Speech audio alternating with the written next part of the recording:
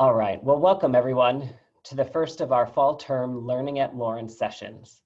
I know many of you are used to seeing my talented colleague Shayna Shalou, but have no fear, you're in the right spot. My name is Matt Baumler and I'm the Executive Director of Alumni and Constituency Engagement here at Lawrence, and it's my pleasure to welcome you here this afternoon. Given that we are still unable to offer our typical on-campus experiences like Bjorklund and seminars, the beloved Reunion Alumni College Series, or Lunch at Lawrence, we have designed this new virtual engagement series that can continue on even after the pandemic has ended.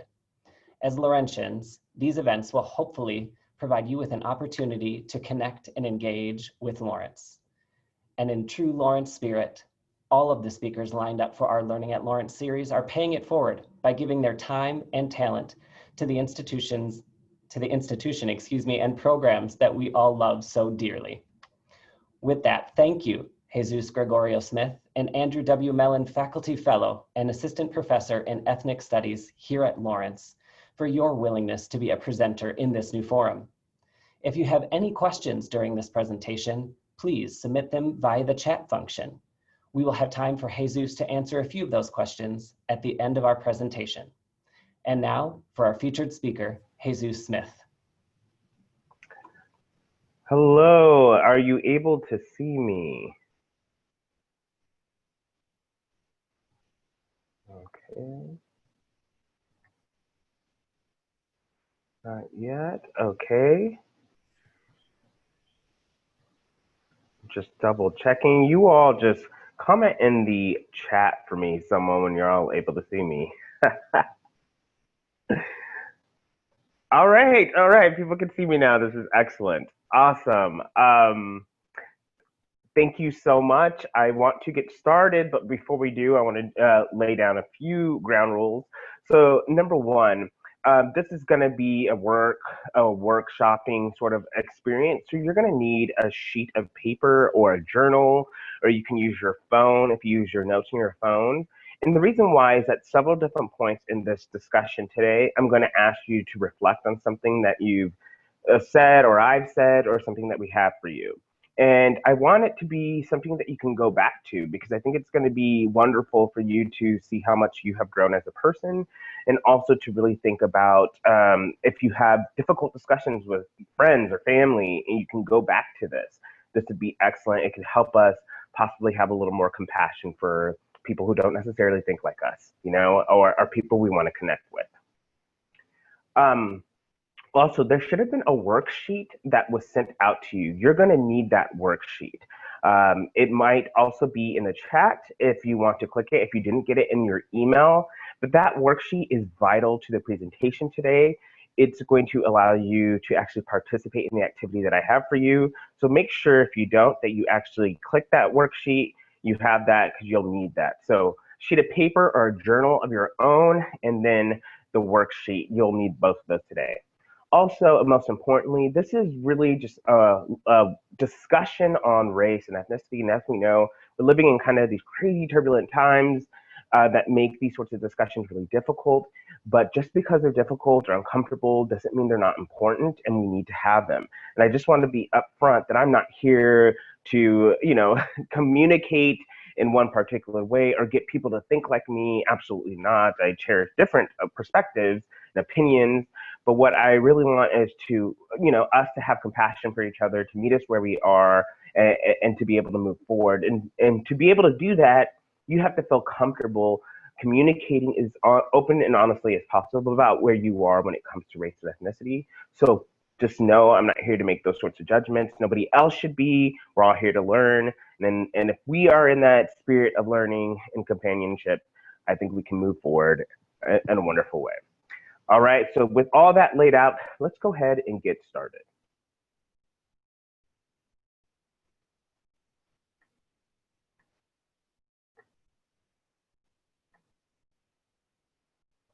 Okay. So this presentation, Who's White Now, it's really about the changing faces of race in the US. And while it's being conducted by me, Jesús Gregorio Smith, it was actually developed by Quentin W.O. Myers. And I specifically want to give a special thanks to the Lawrence University Alumni Association and Learning at Lawrence series for the opportunity to present Myers' presentation to you all. Okay, I do have some goals for us. The purpose of this lecture and activity is to help us understand that racial classifications are socially and legally constructed. This activity begins by outlining how participants perceive race initially, and then demonstrates how understandings of race in the United States have changed over time.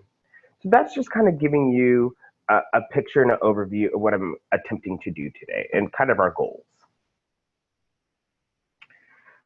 This has three major objectives here. In part one, which we'll start in a second, that's really kind of a lecture series where I kind of establish the baseline for people's understandings of race. But once we get to part two, I'll introduce a guided activity in which you will act as a census enumerator, and you will sort photos of famous individuals into census categories according to the decisions of historical Supreme Court cases. So that is why you kind of need this activity worksheet. And last, in part three, you will all return to your original conceptions of race and discuss how the activity has impacted your understandings of race. All right, so those are our goals, those are our objectives. I think it's really important that I start off telling you who I am, just so you understand and you don't think I'm some wild random person who's giving this presentation. My name is Jesús Gregorio Smith. I received my Ph.D. from Texas A&M University. I was in the sociology department.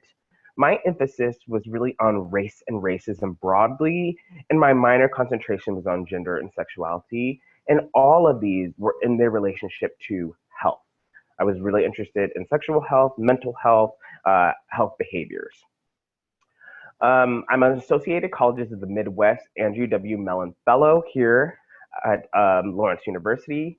I'm a Woodrow Wilson Career Enhancement Fellow as well, and I'm an assistant professor in the Ethnic Studies program. So I do have some, just a little, but I do have expertise on race and racism that I think are vital to these sorts of discussions. A little more on me, I'm an author, researcher, scholar, and activist. I do have a new book out with Lexington Books called Home and Community for Queer Men of Color. But I've also published two peer-reviewed journal articles, 7 peer-reviewed book chapters. I've published encyclopedia entries, book reviews, anthologies, and so on.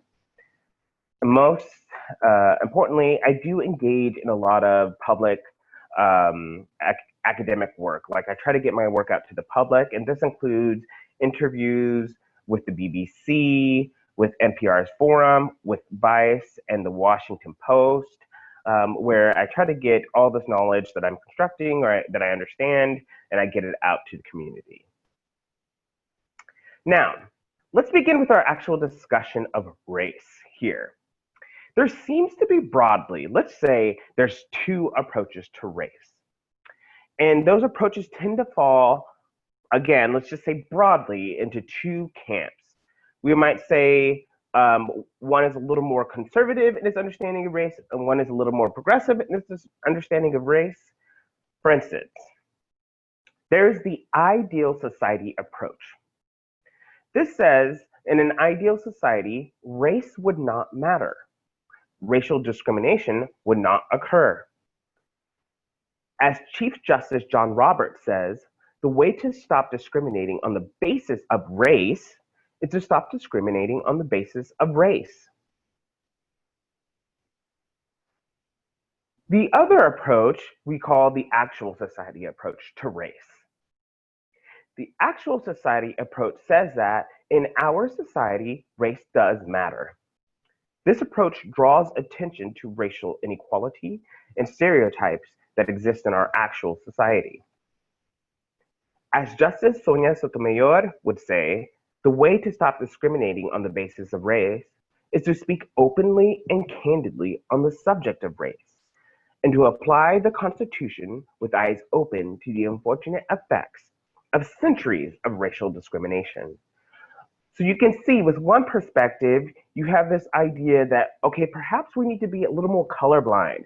We need to not have race matter so much, and that we move forward, for instance, by not thinking about or not really making race central to our discussions, right? And I understand it. I can definitely sympathize with this need. Many people might cite, judging people by their character and not by the color of their skin, for instance. But this approach also would have a big issue, for instance, with um, affirmative action, right? Because that might be, you're explicitly using race as part of different variables to get into colleges. And people from this approach feel like, no, the way to move forward is to not use race. And I understand that, and I think we can all appreciate that perspective. And then there's the actual society approach, which says, no, race does matter whether we want it to or not. And because it does, we need to pay attention to the history of how it's been used and be eyes open to the Constitution and allowing that to help us end racial discrimination. So again, I think these might fall into very broad camps. You probably know people, or you might relate to a lot of these perspectives, and I think they both have a lot of legitimacy to them. But the question is, which approach should we use as we move forward in this crazy year of 2020? Okay, so what is race? I want you all to pull out your journals, your sheet of papers, or your phones. I want you to informally journal. So you're going to take about 2 minutes to yourself and journal to yourself your everyday definition of race. I don't want the dictionary. I don't want the, specialty definition. I want your definition of race, where you are right now, or where you might have been in the past. However you feel comfortable, talk about your definition. And here are 2 questions to help you. How would you define race in your everyday life? And what is the difference between race and ethnicity? So take about 2 minutes.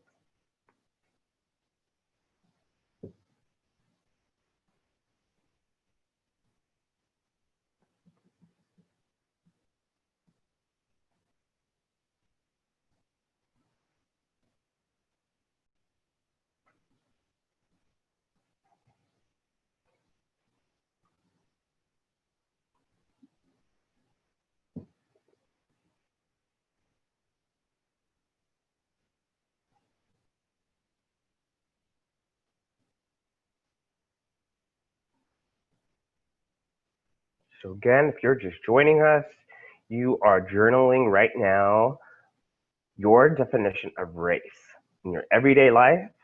And I want you to tell me what the difference is between race and ethnicity. As you start to finish up, go ahead. If you feel empowered, share in the chat what you're thinking. You can go ahead and leave your chats.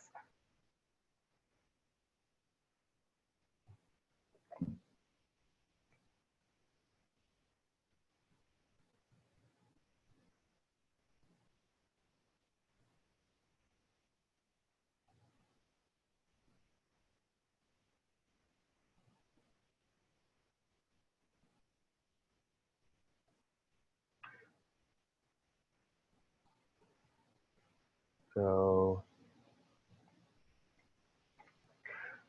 some definitions that people might have, you might see popping up in terms of a race, are people will say things, and this makes a lot of sense. We're saying, hey, it's biological. What other things are you all saying about race? We might say race is skin color, right? It's clearly something that we can visibly see as different between individuals.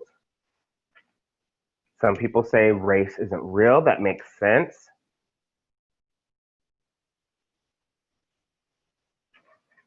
Some people say it's about family line and kinship. Okay, all of those are great definitions. In between race and ethnicity, some people talk about history. For ethnicity, some people talk about skin color. Again, a reference to biology. All of those make sense, absolutely. So what is race? Is it skin color? If so, at what rate do we become a different race? So if I'm white and I go out to the beach and I tan, if I get too dark, do I change races? Is it ethnic groups? If so, what gives each group its racial distinction? Are Irish a particular race? Are the Swedish a particular race? And what makes them racially different? Is race a culture? If so, are the cultures universal? We might say, Black culture, Irish culture. Is that what race is? And if so, what does that mean? Is race biologically determined? And if so, can nothing change it? As a sociologist, I would say race is a social construction based on perceived biological differences that are given meaning because of its consequences. That is, race isn't real in the sense that we might think it is in about a biological way per se, and that it's much more about the meaning we give to this idea of race. People often use skin color as a marker of different races, labeling people by the amount of melanin, a biological product, a person has. However, as sociologist Bonilla Silva points out, there is no essential category of race. Rather, the definition of race relates to a historical moment.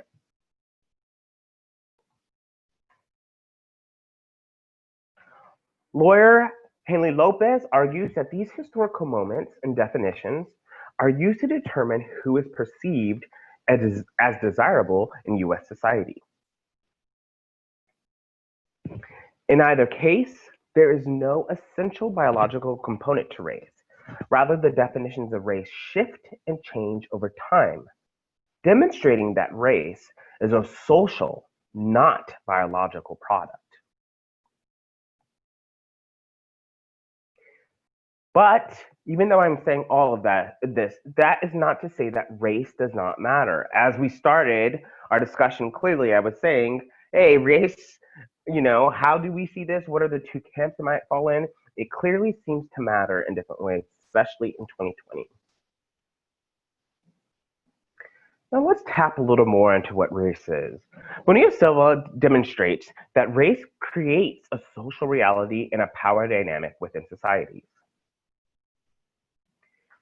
And despite the fact that there is no essential biological reason to create categories based on race, the social construction of race creates hierarchies among people of different races.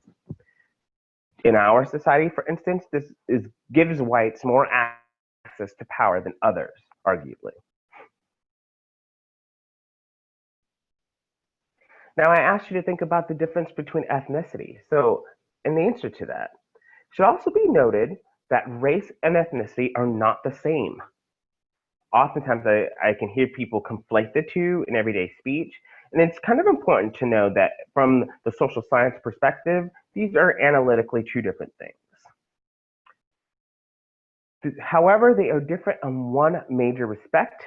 Race is rooted in some perceived biological component, while identity and culture determines ethnicity. Some of you might have mentioned that.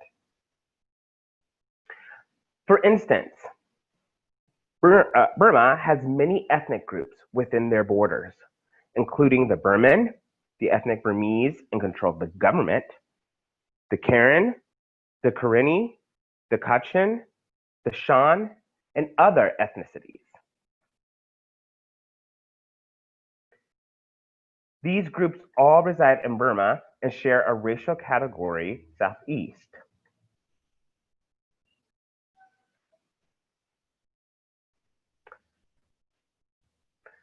However, they are differing ethnicities based on things such as language, customs, and understandings of their history.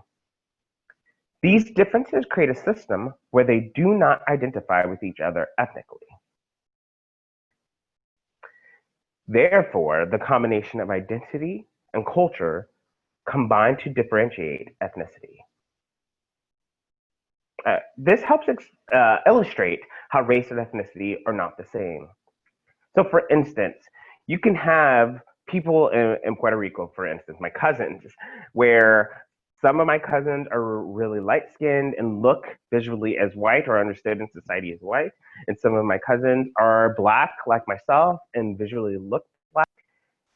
So, but they all share the ethnic identity of Puerto Rican. Now, a symbolic ethnicity, this is kind of important to think about for many reasons. Symbolic ethnicity, as outlined by Gans, is another concept that we should consider.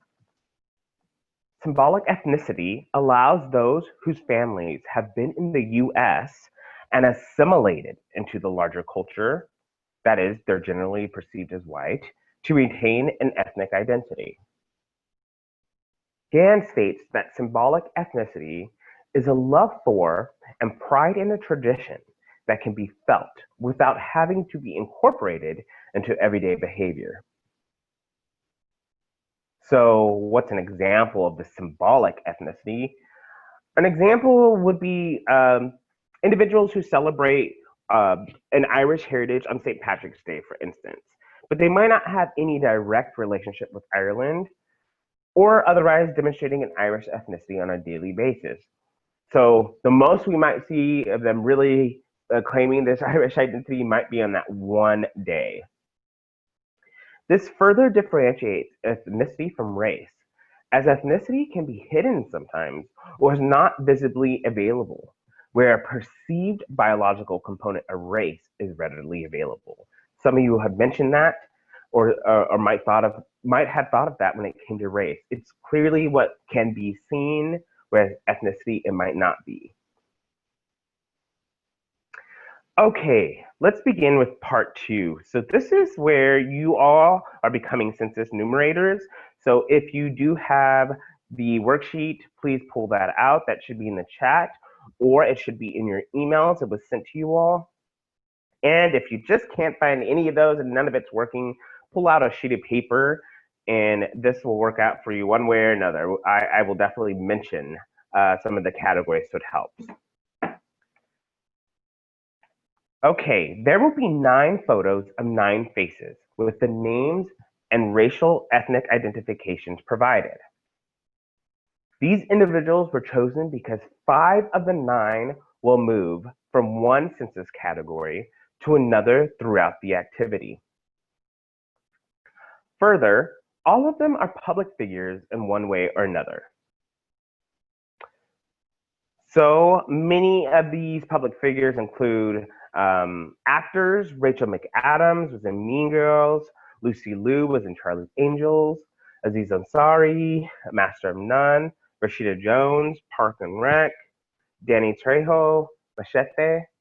Hiroyuki Sandara in Wolverine.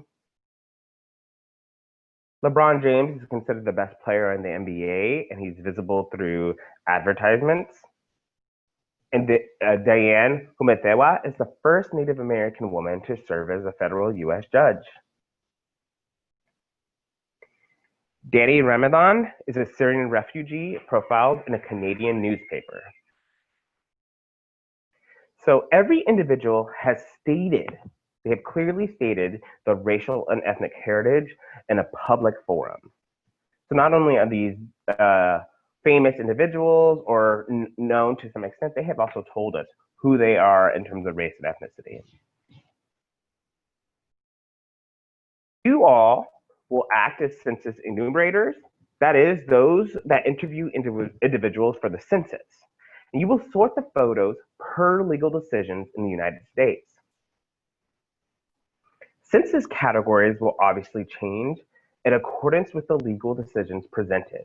So I'll read a law to you and you'll change where somebody might be placed in those categories. Everyone will resort the individuals 6 times throughout the activity. After everyone has sorted the individuals the last time, you all will journal your understandings of the court's reasonings for whiteness and how this has impacted your own understanding of race. So that is, after we do this activity, you will return to what you originally wrote down in terms of race. Now, I know when I talk about this, some issues might immediately pop up to you, and I want to address those. So some issues to consider. Some of you may feel uncomfortable during some aspects of this activity, and I totally understand that. For Black and Indigenous people of color, the archaic terms used in the census may carry too much weight.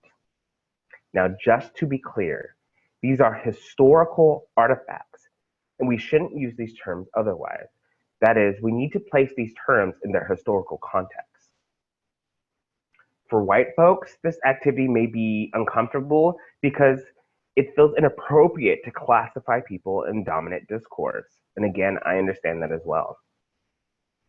However, please keep in mind that individuals classify each other implicitly every day. Some other issues to consider: up until 1950, an enumerator decided the racial classification of a respondent. So up until that point, people were going house to house and actually determining what your race was. However, enumerators were still employed until 1970, when the US instituted a mail-out, mail-back system, allowing individuals to self-report on the census.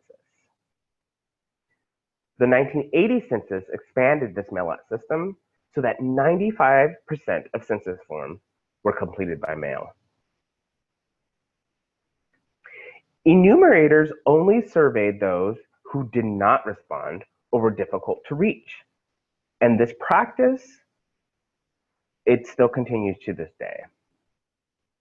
Therefore, this activity is demonstrating something that has happened in the United States for most of its history. So we just kind of have to contend with that in our discomfort if some of us are feeling that as you participate. I recognize how it might be discomforting, but it is a part of our history. And again, I think we can work through that and get to some understanding. Finally, for some individuals, there will be some confusion in classifying some of the people. That is okay. I can totally understand if you are. I want you to sort these people regardless of the confusion, because you are acting in this as enumerators, and that is your job. All right, so I laid all that out. Let's get started. So on that worksheet, the census has changed considerably since the first one in 1790. When it comes to race, the census continually adds racial categories. To start, we have the classification of white and other. Please classify everyone as either white or other. So you're going to do either white or other. And if you don't have the worksheet and you're just writing this out yourself, you'll have two categories, white or other. So take these individuals and classify them according to the time period, which is 1790, who would be white and who would be other. I'll give you a minute.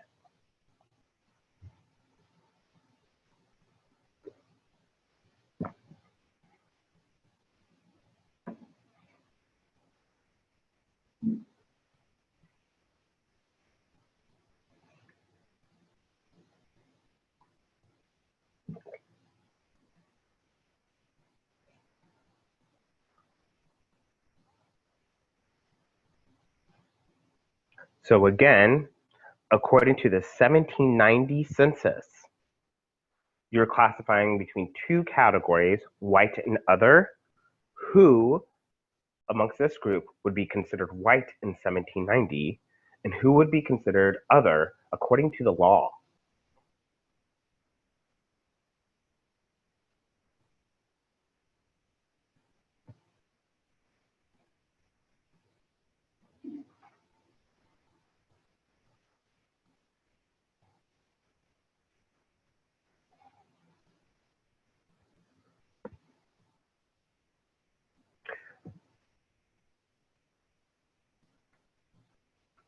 Okay, thank you for classifying these individuals. The laws of our land have changed. Those of Chinese descent are no longer able to become naturalized citizens of the United States. As reported by the Honorable Judge Sawyer, I am of the opinion that a native of China of the quote-unquote Mongolian race is not a white person. Those who descend from other Asiatic countries do not fall into this category. So please reclassify these individuals in the following categories. That is white, black, Chinese, Japanese, and Indian for the 1900 census.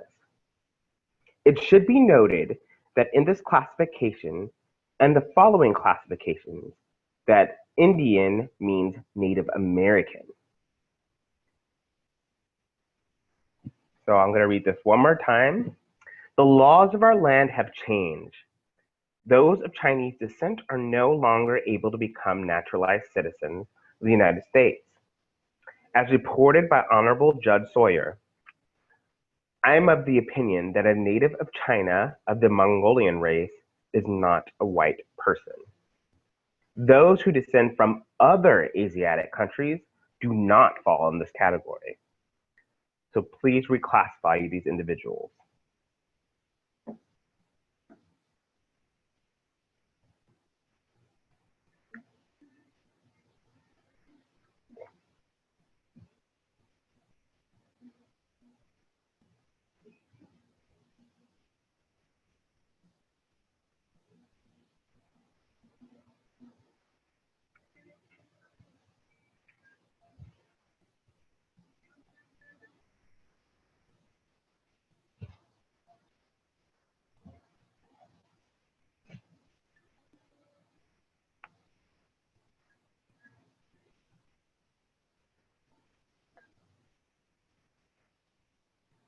Okay.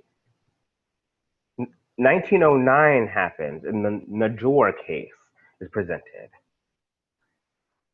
A case has been heard in the Supreme Court.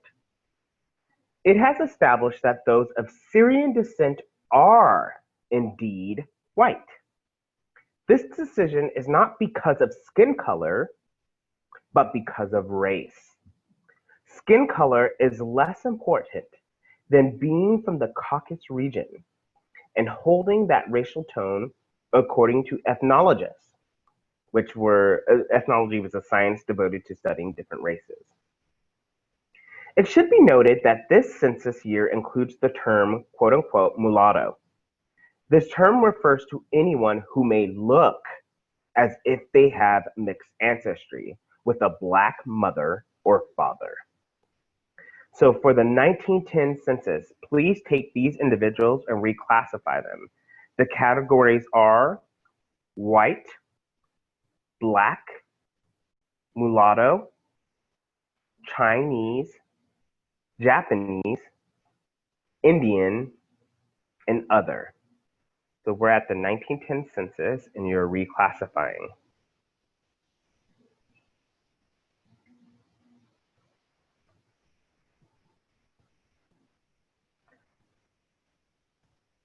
I'll go ahead and read this one more time. It has been established that those of Syrian descent are indeed white. This is not because of skin color, but because of race. Skin color is less important than being from the Caucasus region and holding that racial tone.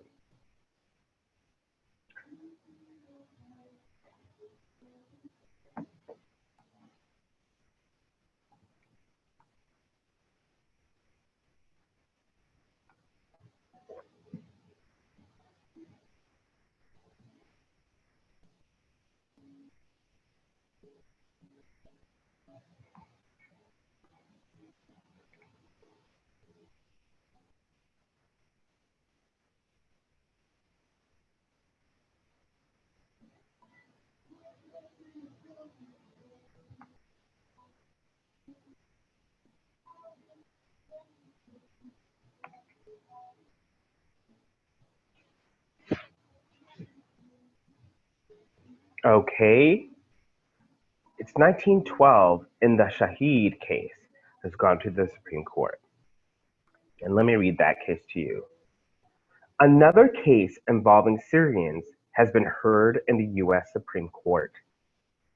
Syrians are not considered whites. Though previous cases have shown that being from the Caucasus region matters more, the complexion of the skin of a Syrian is too different from those we consider white. Please reclassify individuals as you see fit according to these rulings. We should also consider that Asian Indians are white as they are part of the Caucasus region, and an ocular inspection of their skin confirms that they are indeed white. So for the 1920 census, you were going to have the same categories as before: white, black, mulatto, Chinese, Japanese, Indian, and other. You're going to take these 9 individuals and reclassify them. And this time, consider that Syrians are not considered white, but Asian Indians are considered white.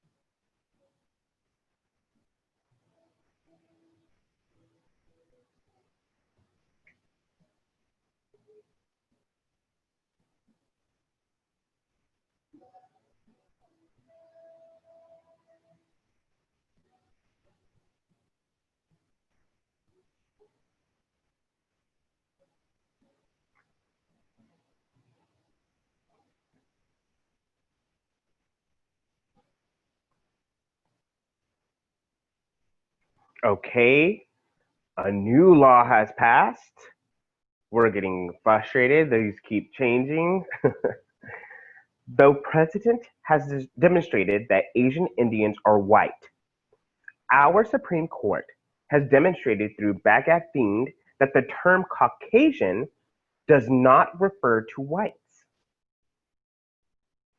Our Honorable Judge Sutherland has decreed, what we now hold is that the words free white persons are words of common speech to be interpreted in accordance with the understanding of the common man, synonymous with the word Caucasian, only as may be the speculations of the ethnologist. It is a matter of familial observation and knowledge that the physical group characteristics of Hindus render them readily distinguishable from the various groups of persons in the country commonly recognized as white. In other words, only those that are understood as white and look white to the common man can be called white. Please reclassify individuals according to this ruling. So now we're at the 1930 census, and if you are writing down these categories, they are white, Negro, Mexican, Indian, Chinese, Japanese, Filipino, Hindu, Korean, and other.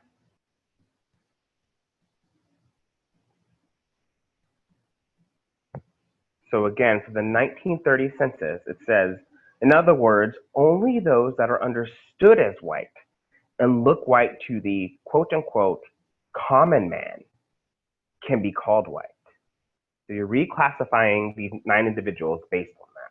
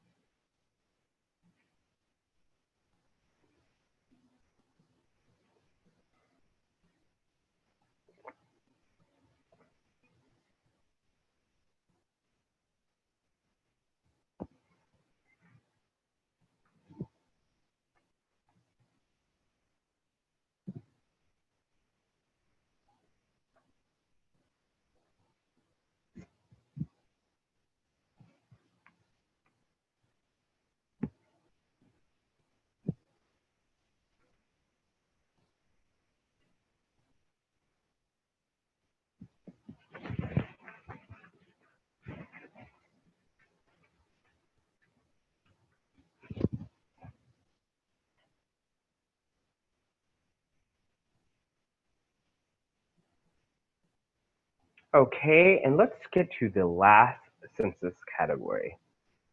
Thank you for sorting the individuals for the 1930 census. Now, the most recent census was in 2010. Please use the following categories to sort the individuals as they would have been in 2010, so 10 years ago. Those of you who do not have the worksheet and are writing down the categories, I'll tell you, you have white, Black and African, American Indian or Alaskan Native, those are in the same category, Asian Indian, Japanese, Native Hawaiian, Chinese, Korean, Chamorro, Filipino, Vietnamese, Samoan, other Asian, other Pacific Islander, and other race. If you notice with the 2010 census categories, there's also an ethnicity section, and it asks, is this person of Hispanic, Latino, or Spanish origins? So you have no, or you can say yes, and if it's yes, it's Mexican, Mexican American, or Chicano. Yes, if it's Puerto Rican. Yes, if it's Cuban. Or yes, another Hispanic, Latino, or Spanish origin. So take a moment and reclassify according to the 2010 census.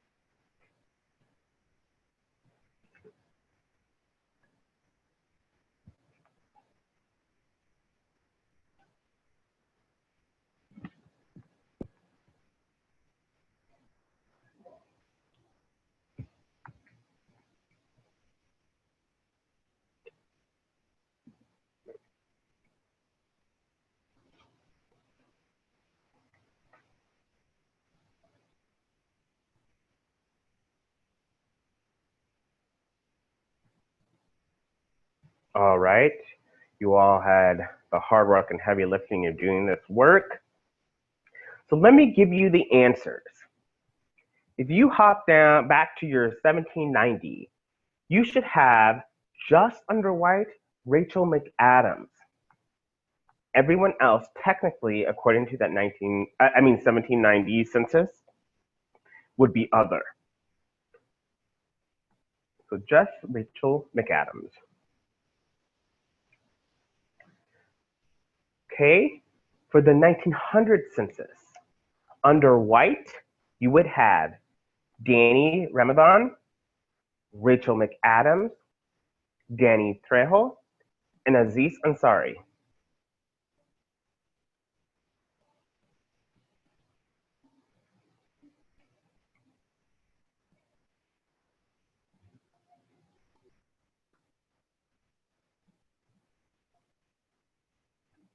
For the 1910 census, you would only have for white, Danny Ramadan, Rachel McAdams, and again, Aziz Ansari. This time, Rashida Jones, who previously was under Black, would be under the category mulatto.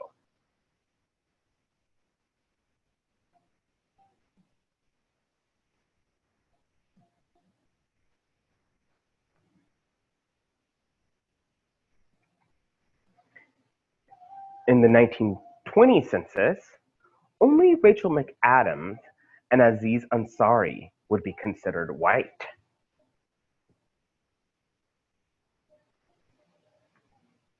Diane Matewa would actually be in the Indian category, and Danny Ramadan, because of the laws at the time, would be under other alongside Danny Trejo.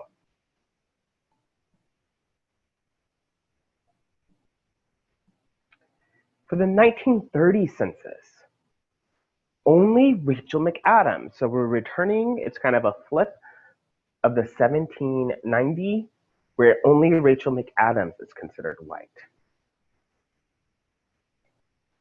Now, there's a lot to think about in the 1930s. Think about, we're the Great Depression. Think about competition for jobs and who gets to consider what in the US and how many different racial and ethnic groups might be migrating to the US and why it might be necessary to establish these sorts of categories for who has access to what. And finally, for the 2010 census, under white, you would have Danny Ramadan, Rachel McAdams, and Danny Trejo. But under the ethnicity section, Danny Trejo would be under yes, Mexican, Mexican American, and Chicano.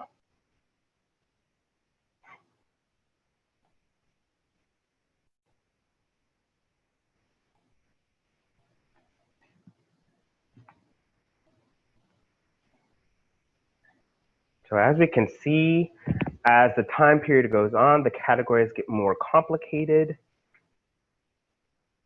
There's a split between race and ethnicity starts to become clearer.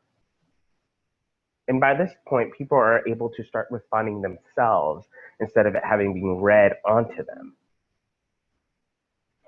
Okay, let's go to our final part. I want you to revisit your definition at the beginning of this activity. And two things should become clear from this resorting process.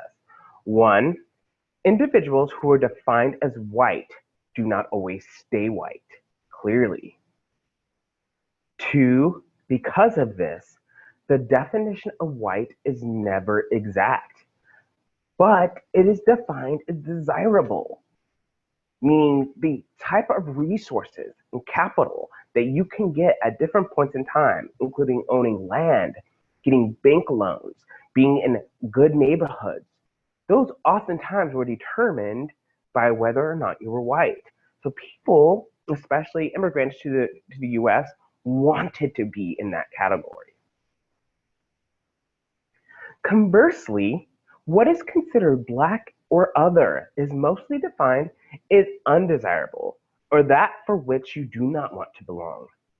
Therefore, you should be able to observe the shifting nature of these definitions and how it has changed. Turn to your journal and original definition now and journal again, this time reflecting on your thoughts after the activity. I want you to consider a few things. One, what stood out to you about this activity? How does this activity make you feel? Like seeing this in reality and actually participating and understand how these categories are created and by whom and at the benefit of whom. How has your definition of race changed from this activity, if it has? So if so, tell me how and why has it changed or not changed? Last, what are the two reasonings for deciding who is white and who is other? So take a minute.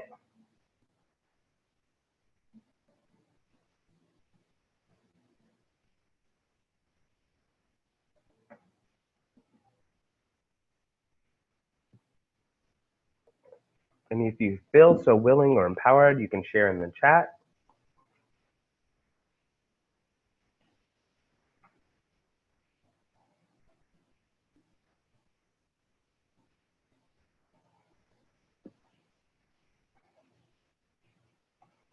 So a lot of people might feel confused. And that makes a lot of sense. This was confusing, especially if you weren't a rich elite who wasn't in the position to make these sorts of positions. At different points in time, only certain people had understandings of the law, and they're getting to toss out these categories to us, and the rest of us are just subjected to them. So I can definitely understand how that's so confusing. Some of us might feel like how these categories are not necessary. It's so interesting too, because Yeah, it makes you understand the first perspective of race, right? That, the way to no longer discriminate by race is to no longer discriminate by race and no longer have these categories. But then at the same time, these sorts of categories have been around so long that in our everyday speech and behavior and just how our brains work now, it's like it's always there. So I can definitely see how we might not want them, but then how they're always there to begin with.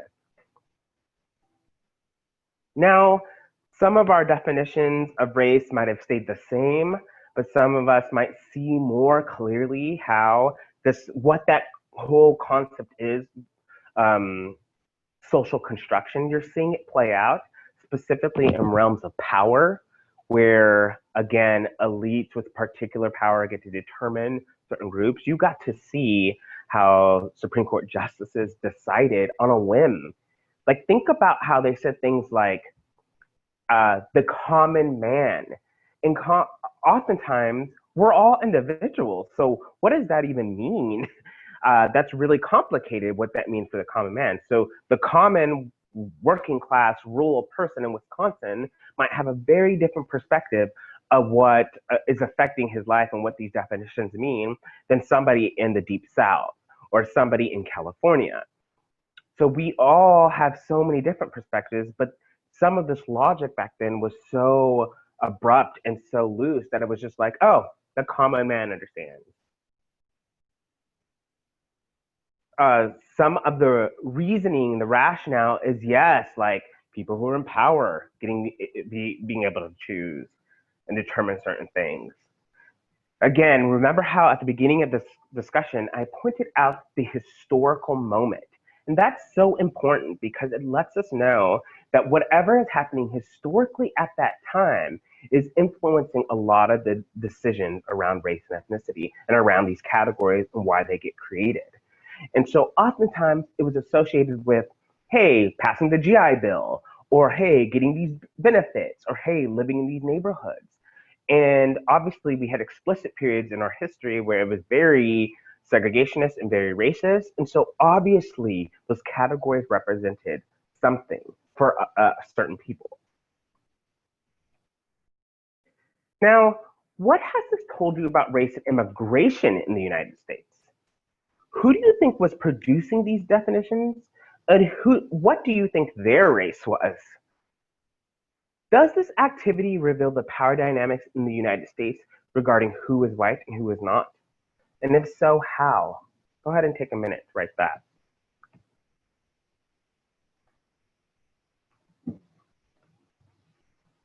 And if you feel so inclined, please share.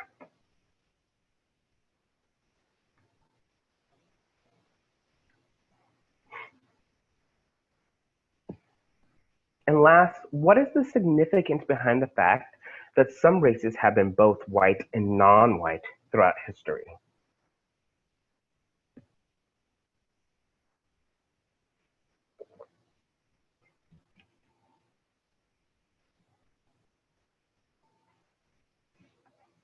So again, you're taking the time to journal and you're thinking about this activity and you're responding to these questions in relationship to the activity that you just did. And you're keeping track and you're noticing whether or not your original conceptions of race have changed and why.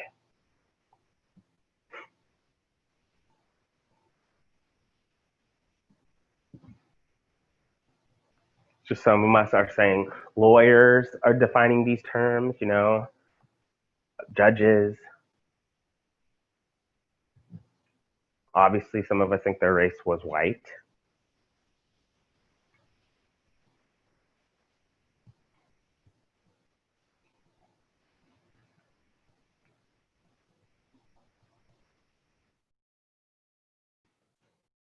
So the concept of race arose concurrently with the advent of European exploration and as a justification and rationale for conquest and domination of the globe, beginning in the 15th century to the Common Era. As I mentioned before, race is a historical, scientific, and biological myth, but it is an idea. Geneticists tell us that there is often more variability within a given so-called race than between races, and there is no essential genetic markers linked specifically to race. Francis Collins, the director of the National Human Genome Institute, stated, those who wish to draw precise boundaries around certain groups will not be able to use science as a legitimate justification. In other words, there isn't much of the backing scientifically for these discrete categories about racial groups. You're not going to see everyone in each quote unquote racial group having the same exact things. There's so much variability. So what is the point of creating race and a racial hierarchy? I asked that in one of the questions. In certain periods of time, whiteness determined who owned land and who could vote, and thus who had political representation of their needs. It meant who could have certain jobs based on who was considered a citizen, and jobs meant being able to take care of your family. Think of the Wagner Act and Social Security, and one of the most widespread attempts to help American workers during the New Deal era. Both acts excluded farm workers and domestics from coverage, effectively denying those disproportionately minority sectors of the workforce protections and benefits routinely afforded to whites.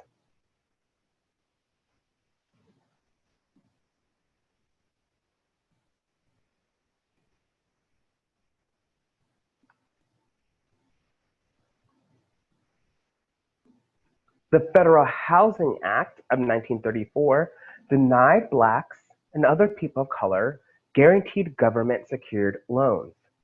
So after World War II, loan money was channeled away from inner cities to suburbs, which had explicit covenants, often at the request or suggestion of the federal government.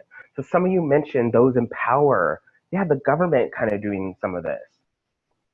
Between 1934 and 1962, the Federal Housing Administration and the Veterans Administration financed more than $120 billion in new housing loans, but less than 2% was available to non-white families. And I can assure you at the time, non-white families were way more than 2% of the population. Cities with large Black populations often found that they were cut off from federal loan programs, thus pushing local authorities to promote segregation.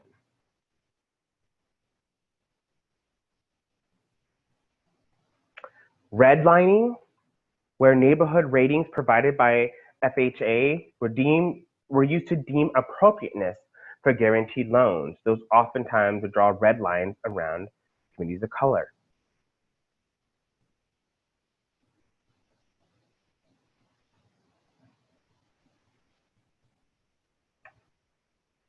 What does housing discrimination based on race have to offer? If you can't get houses in particular places, you don't get superior parks or schools or services.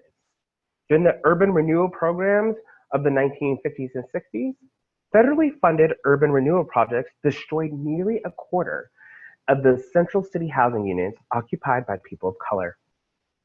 Projects such as highway construction, ironically to aid whites taking off from the suburbs, often cut across minority communities. In addition, 90% of low-income housing units were removed for urban renewal programs and never replaced.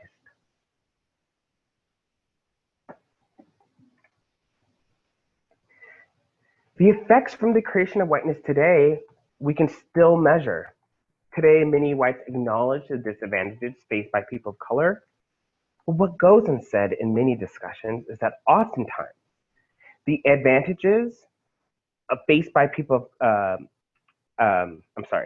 what often goes unsaid in many discussions is that oftentimes the disadvantages faced by people of color craft advantages for whites. And while there has been huge advancements in race relations over the years and huge successes for Black Americans and other Americans of color, many problems from the past continue to rear their ugly heads in the present. Hello, we're all living in 2020. We all see this.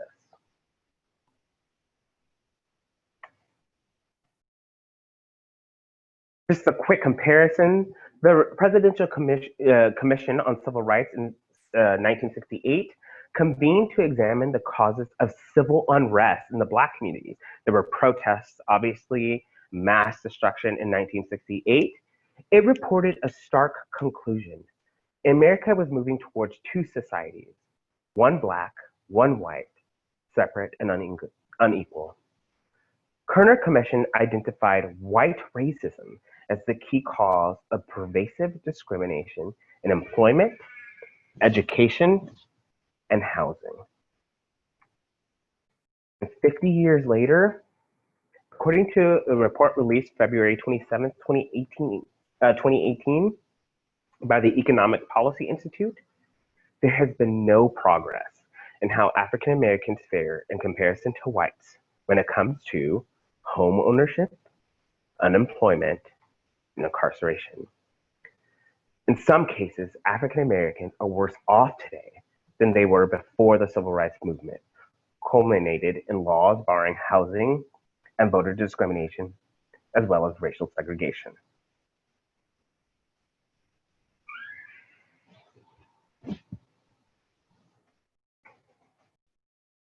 .5% of African Americans were unemployed in 2017, compared to 6.7% in 1968. That's still roughly twice the white unemployment rate. The rate of home ownership, one of the most important ways for working and middle-class families to build wealth, has remained virtually unchanged for African Americans in the past 50 years. The share of incarcerated African Americans has nearly tripled between 1968 and 2016, despite the fact that crime has decreased consistently decade after decade.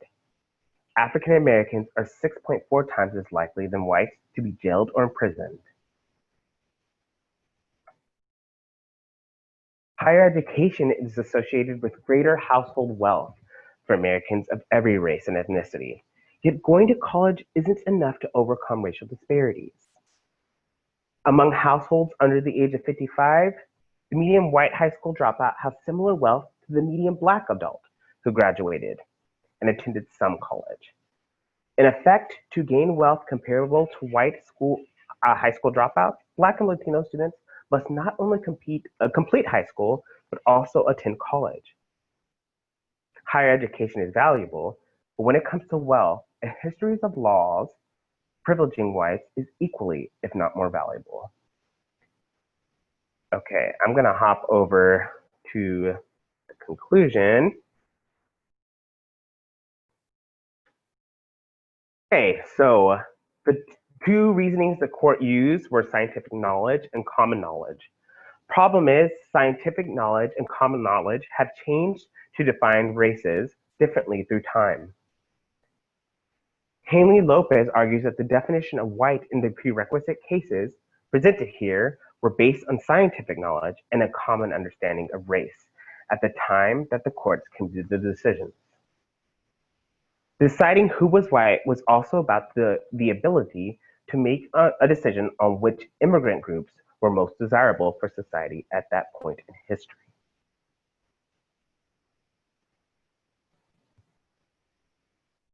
Going forward, I began this discussion asking you all two questions. Which approach should we take? The ideal society approach, which says in an ideal society, race would not matter, racial discrimination would not occur, or the actual society approach that says in our society, race does matter. We need both. Even though race is socially constructed, it has real implications in our everyday lives, as I just pointed out. We can aim for the ideal society approach where race doesn't matter by pushing ourselves, but we can only get there to that ideal by admitting the long history of race in our society and admitting it still impacts us today. Thank you.